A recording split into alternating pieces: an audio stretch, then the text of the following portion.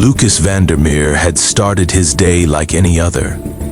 A brisk morning walk to his sleek black SUV, the hum of the city in London beneath his feet, and the familiar smell of espresso lingering from the cafe on the corner.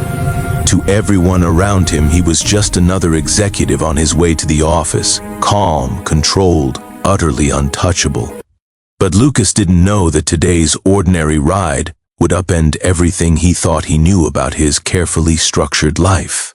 The moment he slipped into the driver's seat and began the usual route through the crowded streets, his assistant's voice came through the earpiece. "Good morning, Mr. Vandermeer. Your schedule is clear for the morning, but we have a few calls to confirm." "Thanks, Emma," Lucas interrupted politely. "I'll review after I drop by the office." He settled back, gripping the steering wheel, and allowed himself a rare moment of calm. That's when he saw her, or rather them. At the pedestrian crossing ahead, a woman was crouched down, coaxing two small children across the wet asphalt. The sight should have been ordinary. Single mother, busy morning, kids in tow. Yet something in her posture, the way she moved, the subtle nervous glance over her shoulder made his blood run cold. Lucas blinked. Then he gasped. It was Clara Whitfield, his Clara, the woman he had loved and left, the mother of his children. For a moment he couldn't breathe. The luxury of control, the polished detachment of the CEO persona, all evaporated like mist in sunlight. His hands trembled slightly on the wheel.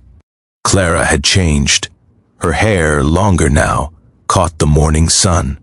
Her coat was smart but practical, the kind of coat that said she had responsibilities beyond herself. And those two small figures beside her, they were unmistakably his children. Twins, brown hair, wide eyes, his eyes. He had never expected to see them like this. Not here, not now. The SUV slowed instinctively as he followed at a discreet distance, keeping enough distance not to alarm them, yet unable to tear his gaze away. His mind raced, recalling everything he hadn't faced since the divorce. Clara had been hurt, angry, and determined, and he had been absent, too absorbed in work, too afraid to fight for what really mattered. The years of missed birthdays, unspoken apologies, and distant phone calls, all of it pressed into his chest like a weight he hadn't been ready to lift. Now, he watched her laugh with one of the twins, bending down to fix a loose shoelace. Another moment, she lifted both children into her arms as they jumped over a small puddle, her face lighting up with a glow he remembered vividly. He realized with a pang he'd missed everything. The car ride, which should have been mundane, became unbearable.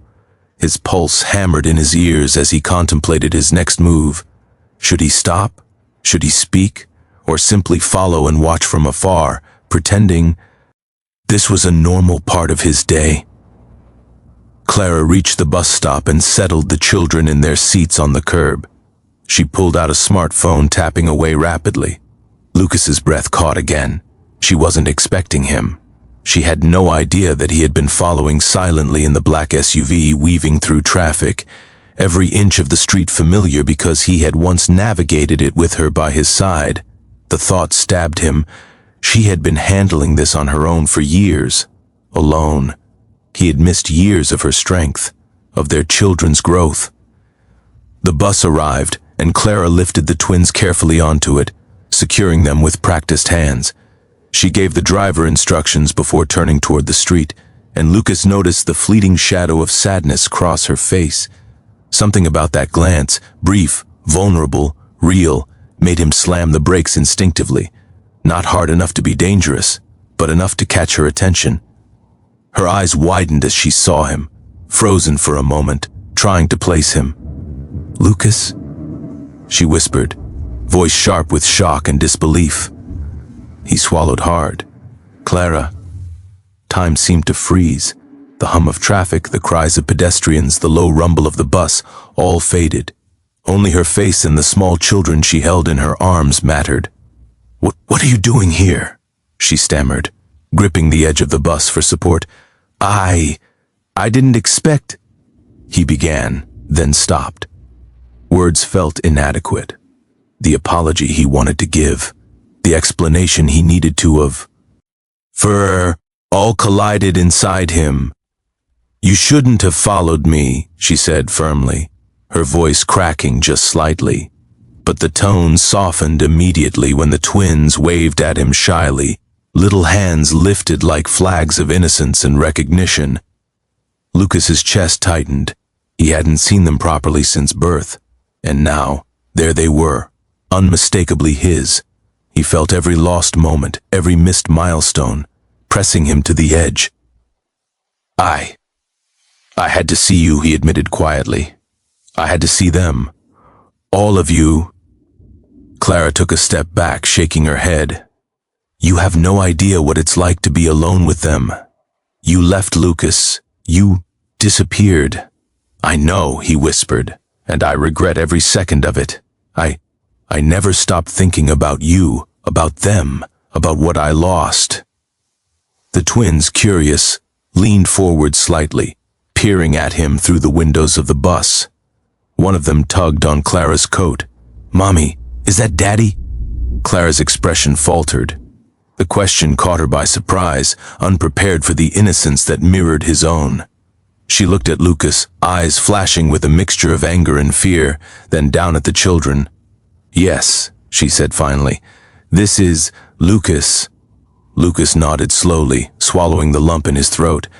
I want to make this right." Clara's hands tightened around the twins. "You can't just show up and expect everything to be okay. Years have passed. You weren't there for them. You weren't there for me. You have no idea what it's like to manage everything alone." "I know," he admitted, voice breaking. "And I'm not asking for forgiveness. Yet. I can't let another day go by without trying to be part of your lives. Please, let me explain, let me try." Clara studied him, weighing his words, weighing him. The children watched with wide eyes, sensing the tension and love tangled between their parents. "Lucas," she began, voice softening, "you have one chance to make this right. One chance." "I'll take it," he said firmly, stepping closer. "I'll take 100 chances if it means being there for you, for them." The bus driver honked, signaling it was time to depart. The twins waved nervously at him, the small gesture breaking the remaining walls between them. Lucas smiled faintly, feeling the first threads of hope weaving through the guilt and regret that had weighed on him for years. Clara took a deep breath, glancing at the road ahead. "Get in the car, slowly, and explain everything on the way home." Lucas exhaled, relief and determination. He opened the passenger door, helping the children into the back seat, and for the first time in years felt the pulse of family. Not perfect, not easy, but alive, returning to his life. As the car merged into traffic, Lucas glanced at Clara. "Thank you for letting me try." Her eyes met his, hard and soft all at once. "Don't waste this chance, Lucas. Not again." And as the city passed by, unfamiliar streets suddenly became a path towards something that had always been waiting for him. His family. His children. And the chance to make amends before it was too late. The ride home was quiet at first. Lucas kept his hands steady on the wheel, but his thoughts were anything but. Clara's words, "one chance to make this right," replayed in his mind. He knew this wasn't a casual reconciliation. Years of absence couldn't be erased with a single conversation or a single drive. But the mere fact she had invited him into the car, even cautiously, felt like a fragile opening. The twins, nestled in their car seats, were still quiet. He stole glances at them from the rearview mirror. They had grown taller than he remembered, their little faces carrying expressions of curiosity, caution, and something he could only describe as hope. Hope that he hadn't expected or dared to hope for himself. Clara's hands gripped the steering wheel tightly, knuckles white. She kept her eyes on the road, but Lucas could sense her judgment, her wariness, as if every turn of the car measured how serious he was. "I want to explain," he said softly, finally breaking the silence. About why I left, why I wasn't there. Clara's eyes flicked toward him briefly, the corner of her mouth twitching. You'd better have a good reason, Lucas. He swallowed. I didn't have a good reason. I had fear. Fear that I'd fail you, fail them. Fear that I couldn't balance everything, work, life, fatherhood, and I froze. The words hung in the air. Clara didn't respond immediately, letting the car fill the space between them. Only the hum of tires over asphalt. You froze, she repeated finally, voice low. Do you know what that felt like for me? To be alone, to make every decision, every dinner, every school drop-off, every nightmare, every scraped knee, alone. I do now, he said quietly. I know I missed everything, I can't undo it, but I want to be here now, I want to be present. I'll do whatever it takes. Clara sighed, tightening her grip on the wheel. Do you know what it took to raise 2 children without you? Lucas nodded. I have a vague idea, but I can't know fully and I won't pretend I do. I want to try to understand. The twins, sensing the tension, shifted in their seats. Lily, the older by a few minutes, tugged on Lucas's sleeve. Daddy? She asked timidly. He froze, then turned in the rearview mirror. Yes, it's me, he said softly. She studied him carefully, then turned to Clara for confirmation. Clara gave a subtle nod, and the tension in Lucas's chest tightened further. Hi, he said, smiling gently. It's been a while, huh? The other twin, Max, peeked over the car seat. You really are, Daddy? Lucas laughed softly, a nervous, relieved sound. Yes, I am. I'm sorry I've missed so much, but I'm here now. Lily's small hand reached toward him. He extended his own carefully, and she took it tentatively. The moment felt sacred, a fragile bridge forming between the father he had been and the father he could become. Clara glanced at him in the mirror. This is the first step, she said, her voice softer than before. Yes, he agreed.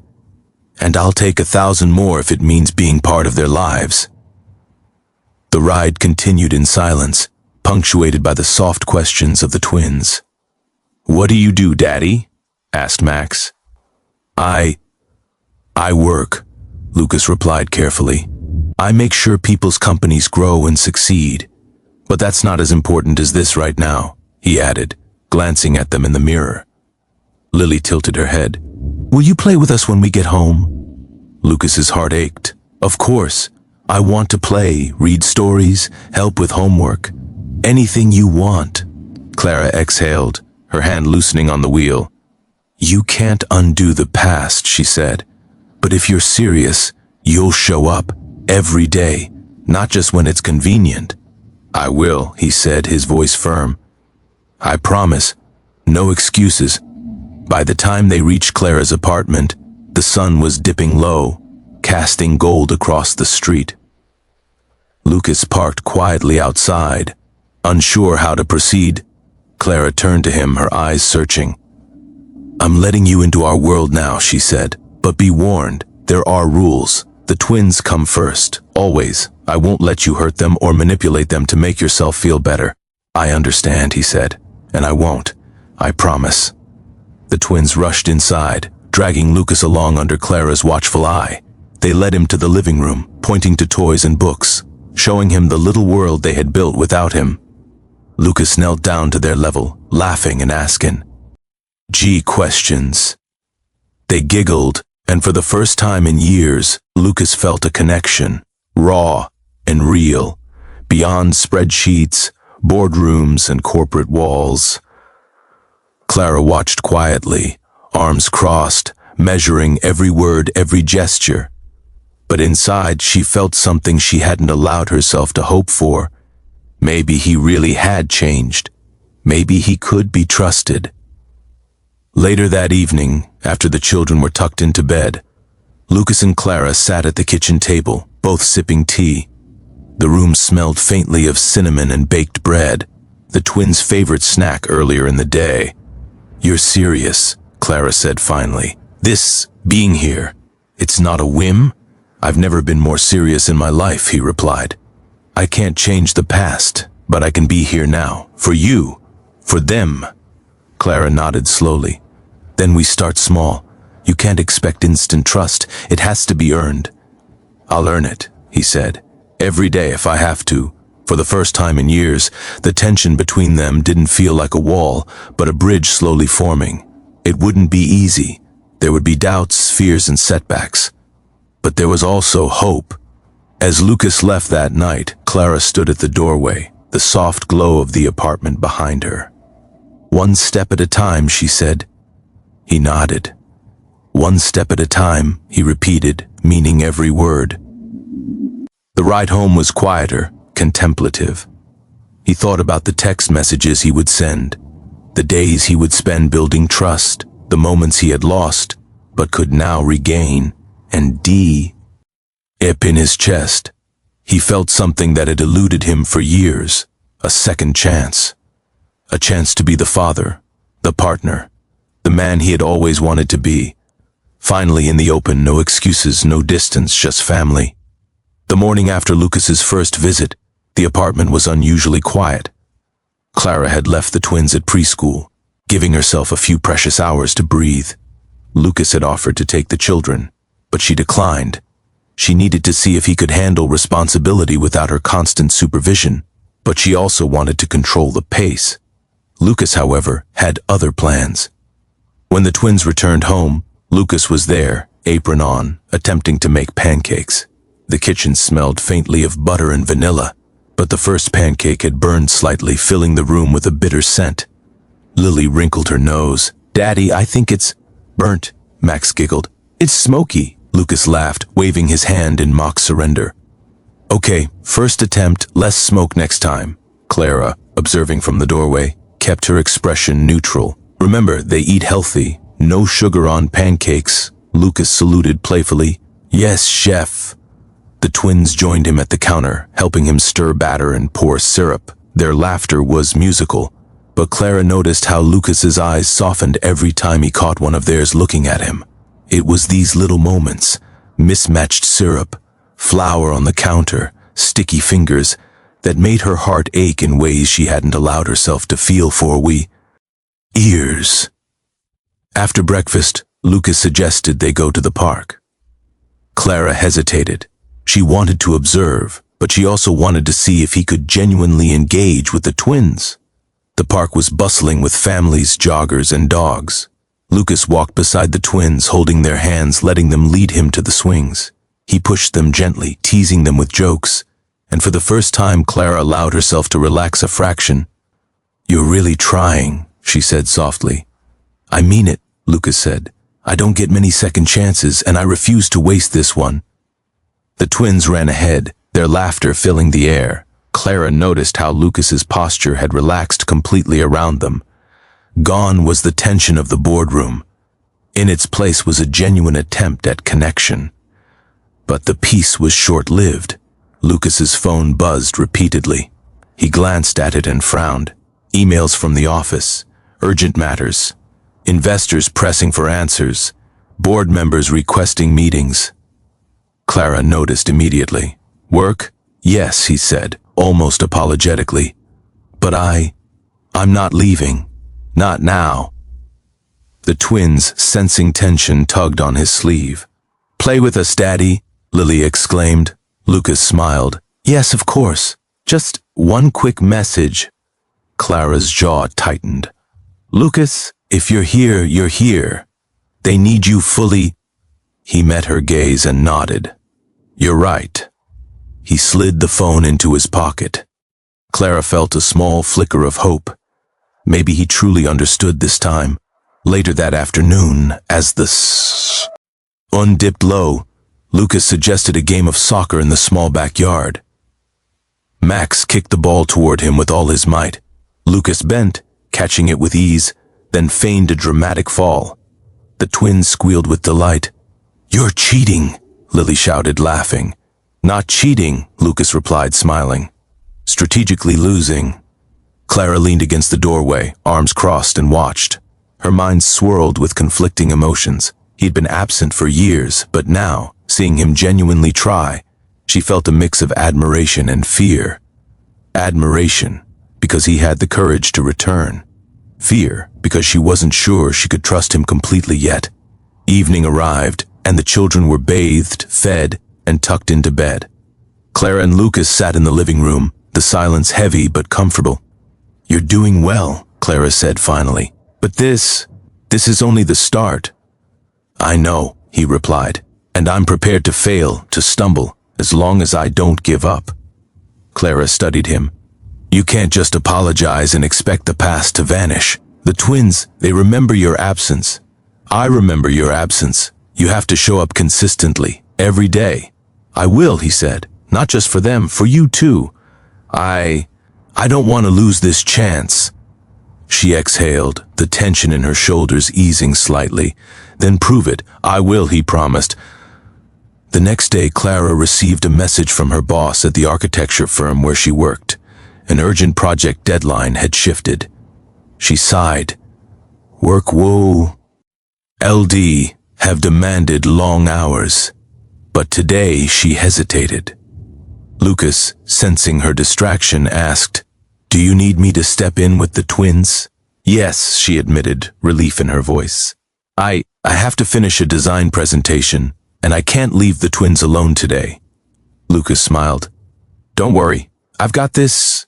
She watched him engage the twins, handing them building blocks and storytelling books, guiding them patiently, answering their endless questions, correcting little arguments. It wasn't perfect. He fumbled at times, misunderstood a question, but he never raised his voice. His patience, his persistence, and his genuine desire to connect were unmistakable. That evening, Clara returned to find the twins happily playing, Lucas quietly reading to them. He looked up, meeting her eyes, and gave a small, uncertain smile. "They like me," he said softly. "You're earning it," Clara replied. Lucas nodded. "I intend to keep earning it. Every day." For a brief moment, Clara allowed herself to believe, to hope, to imagine a life where he was present, consistent, and truly a partner, not just in fleeting moments, but in every morning, every bedtime, every laugh and tear of their children. But a shadow of doubt lingered. The corporate world he had left behind wasn't far away. It could intrude at any moment. Investors, meetings, travel, and with the twins growing, with her career demanding more, the real test wasn't today. It was tomorrow, and the day after that, and every day moving forward. She wasn't sure either of them fully understood how hard that would be. Yet in that living room, surrounded by the laughter of their children, something undeniable had shifted. Bridges burned by absence were now tentative, fragile but rebuilding. And for the first time in years, Clara felt a flicker of possibility. Maybe they could reclaim what had been lost. Maybe Lucas could truly be the father he had promised to be. Maybe, just maybe, they could start over, together.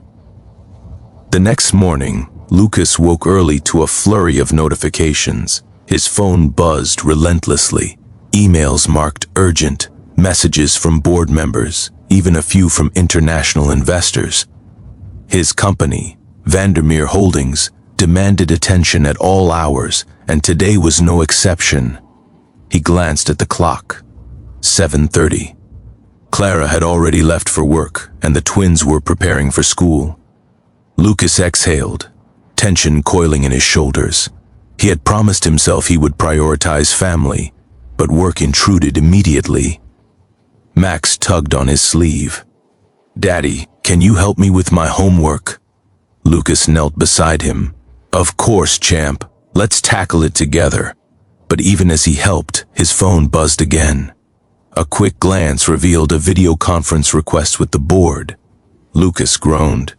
He had to make a choice: ignore the call and stay fully present for the twins, or answer and risk fracturing the trust he was carefully rebuilding. He sighed. "Max, can you give me 10 minutes? Max nodded, understanding more tea.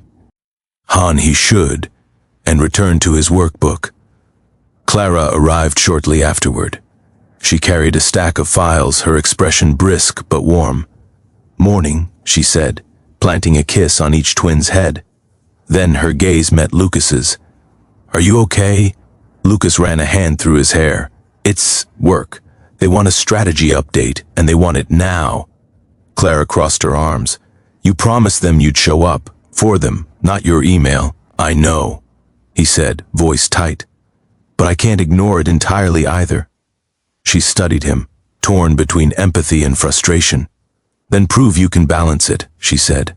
"I don't want empty promises." Lucas nodded. "I'll handle it. I'll make it right." At the office, the tension was immediate. Board members, clad in tailored suits, awaited updates on investments and acquisitions. Lucas presented, but his mind kept drifting back to Clara and the twins. He had taken a leave of absence once before for a personal emergency, but this was different. He wanted both worlds intact. Meanwhile, Clara had spent the morning at work, her thoughts circling Lucas and the twins. She trusted him, but she couldn't ignore the fear that corporate demands could pull him away at any moment. And if he failed, the twins' fragile bond with him would suffer. By noon, Lucas was on a call with an investor from Berlin when his assistant whispered urgently, "Mr. Vandermeer, there's a situation.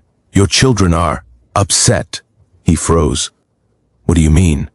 "They're arguing. They want their father, not the nanny," the assistant said. Lucas felt his chest tighten. "I'll be right there."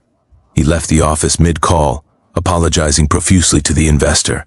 Clara was already at the apartment, trying to mediate a squabble over toys between the twins. They were in tears, yelling about whose turn it was to play with a train set. Lucas entered quietly, taking in the chaos. He knelt down, pulling the twins close. "Hey," he said gently, "Daddy's here. Let's sort this out together." Max clung to him immediately, Lily more cautious. "I thought you were gone again," she whispered. "I'm not going anywhere," he said firmly. "I promise."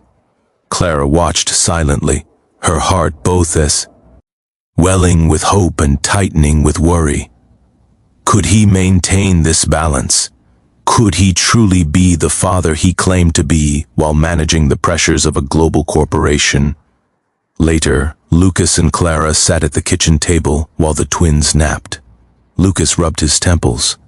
"I don't want to lose them again," he admitted. "But every time I try to show up, work threatens to pull me back." Clara reached for his hand. "You have to be honest about what you can handle. You can't fight both battles perfectly, but you can fight them with integrity." Lucas nodded, taking her words to heart. "I'm willing to risk failing at work if it means not failing them." Her gaze softened. "Then that's what matters." But the storm wasn't done. The next morning, a package arrived at the apartment, a formal letter from the board. A critical project demanded Lucas's immediate presence in Zurich for the next 3 weeks. Clara read it aloud, her voice measured but firm. "This is your choice, Lucas. You go, and you risk undoing everything you've built with the twins. Or you stay, and you may face consequences at work." Lucas's jaw tightened. He had worked tirelessly to climb to the top. But now, standing in Clara's kitchen, surrounded by the warmth of his family, he realized that some victories mattered more than the boardroom. I choose them," he said finally. "I choose to be here." Clara's eyes softened. "Then we adapt." Together, the twins woke at that moment, rushing to Lucas and clinging to him. "Daddy!" they shouted, and he scooped them both into his arms. It was chaotic, it was messy, but it was theirs. The following days were a test of endurance and commitment. Lucas structured his schedule meticulously. Mornings for the twins, afternoons for work from home, evenings for Clara and the children. He endured sleepless nights, conference calls during naps, and strategic decisions made between storybooks and snack time. Clara observed him, noting the subtle changes, the patience, the prioritization, the genuine attention he gave. She realized that he wasn't just present physically, he was present emotionally. Every smile, every correction, every bedtime story told honestly and fully mattered, but she also knew this arrangement could crumble at any moment. Corporate demands were relentless, and Lucas's reputation as a decisive, driven CEO would inevitably clash with his newfound family priorities, and she feared the day when work would call him away again. That evening, Clara finally spoke. "Lucas, are you sure you can keep this up?" He looked at her, eyes tired but resolute. "I have to. I can't let them down again, not now, not ever." She nodded slowly, a mixture of relief and concern in her expression. "Then we try, step by step, day by day." The twins ran in, dragging a board game, ready for a family night. Lucas smiled. "Let's play," he said, kneeling to meet them on the floor. As Clara watched, she realized that despite the chaos, the compromises, and the challenge just ahead, Lucas's decision marked a turning point. He wasn't just trying to reclaim a role, he was trying to transform into the father and partner they all needed.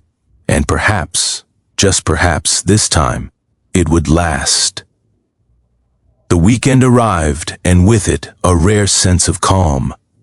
Lucas had cleared his schedule entirely, determined to spend uninterrupted time with Clara and the twins. For once, there would be no board meetings, no investor calls, no corporate emergencies, just them. But calm in their world was always fragile. Late Saturday morning, Clara's phone buzzed. A call from the twins' school. Panic surged through her chest before she even answered. "Hello? Ms. Whitfield, this is Principal Hanson. One of the twins had a small accident on the playground. Nothing serious, but they need attention immediately." Clara's grip tightened around the phone. "I'll be there right away." Before she could hang up, Lucas appeared beside her. "I'm coming with you," he said firmly. Clara hesitated. She was used to handling emergencies alone, but something about Lucas's steady presence reassured her. "All right," she said. At the school, the nurse guided them to the playground. Max had scraped his knee, Lily had a minor bruise on her elbow, but both were crying softly. The twins saw Lucas and immediately clung to him. "You're okay, Daddy," Max sobbed. "I'm here," Lucas whispered, picking him up carefully. "I won't leave again." Clara knelt beside Lily, cleaning the scrape with antiseptic. "Lucas, bah!" Atched, hands hovering as if ready to help, but giving Clara the space she needed.